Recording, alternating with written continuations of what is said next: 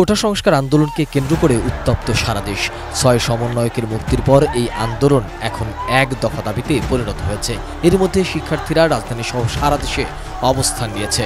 সন্ধ্যা ৬টা থেকে অনির্দিষ্টকালের জন্য কারফিউ জারি করেছে সরকার, আর সেটি প্রত্যাখ্যান করে সোমবার মার্চ টু ঢাকা কর্মসূচি ঘোষণা করেছে আন্দোলনকারীরা। গুরুত্বপূর্ণ স্থানে সেনা মোতায়েন করা হয়েছে।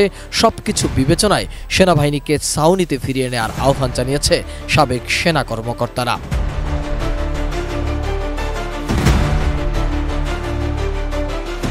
সামরিক বাহিনীকে ছাউনিতে ফিরিয়ে নেওয়ার আহ্বান জানিয়েছেন সাবেক সেনা কর্মকর্তারা। রাজনৈতিক সংকটে সামরিকীকরণের উদ্যোগ নেওয়া হয়েছে, এই মন্তব্য করে তারা এর বিরোধিতা করেছেন বলেও জানিয়েছেন।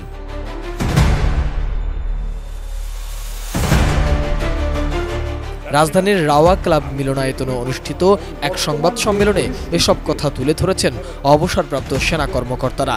দেশের বিদ্যমান অবস্থায় সংকট নিরসনে করণীয় প্রসঙ্গে ওই সংবাদ সম্মেলনের আয়োজন করা হয়। এতে মূল বক্তব্য তুলে ধরেন সেনাবাহিনীর সাবেক সেনাপ্রধান ইকবাল করিম ভূঁইয়া।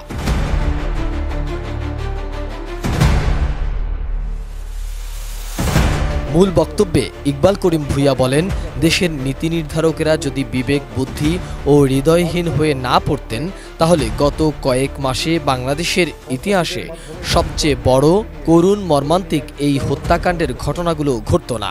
এসব হামলা, আক্রমণ ও পাল্টা প্রতিরোধে অঙ্গহানি ঘটেছে অগণিত মানুষের, অন্ধ হয়েছে বহু সংখ্যক কিশোর ও তরুণ। সুস্থ মস্তিষ্কের কোনো বিবেকবান মানুষের পক্ষে দেশে এমন একটা যুদ্ধ পরিস্থিতি মেনে নেওয়া সম্ভব না। আমরা নিজেরা নিজেদের সাথে যুদ্ধ করতে পারি না। আমাদের দেশটাকে, এই প্রিয় রাজধানী ঢাকা ও জেলা শহরগুলোকে যুদ্ধক্ষেত্রে পরিণত করতে দিতে পারি না। 100% কপার কন্ডেন্সারে তৈরি ভিশন ফ্রিজ, তাই গুণে মানে অটুট থাকে বছরের পর বছর। তিনি বলেন, অসহায় নাগরিকেরা প্রয়োজনীয় এবং জরুরি চিকিৎসাও পাচ্ছে না। তার উপরে চলছে ব্লক রেড করে সন্ত্রাসীদের মাধ্যমে বাড়িঘর, মেস চিনিয়ে ধরে নিয়ে যাওয়ার মতো ভয়ঙ্কর ঘটনা। মিথ্যা মামলায় গ্রেপ্তার হয়েছেন অথবা পালিয়ে বেড়াচ্ছেন হাজার হাজার নিরপরাধ কিশোর কিশোরী, তরুণ তরুণী, যুবক যুবতী। একটি রাজনৈতিক সংকটকে সামরিকীকরণের যে উদ্যোগ নেওয়া হয়েছে, আমরা সশস্ত্র বাহিনীর অবসরপ্রাপ্ত কর্মকর্তারা এর তীব্র বিরোধিতা করছি। সংবাদ সম্মেলনের শুরুতে ব্রিগেডিয়ার জেনারেল অবসরপ্রাপ্ত সাখাওয়াত হোসেন, ব্রিগেডিয়ার জেনারেল অবসরপ্রাপ্ত শাহিদুল আনাম খান সহ ৬ জন সাবেক জ্যেষ্ঠ সামরিক কর্মকর্তারাও বক্তব্য দেন। সংবাদ সম্মেলনে আরও উপস্থিত ছিলেন সাবেক সেনাপ্রধান লেফটেন্যান্ট জেনারেল অবসরপ্রাপ্ত নুরুদ্দিন খান। আন্দোলন যে এই পর্যায়ে পৌঁছাবে আমাদের দেশে,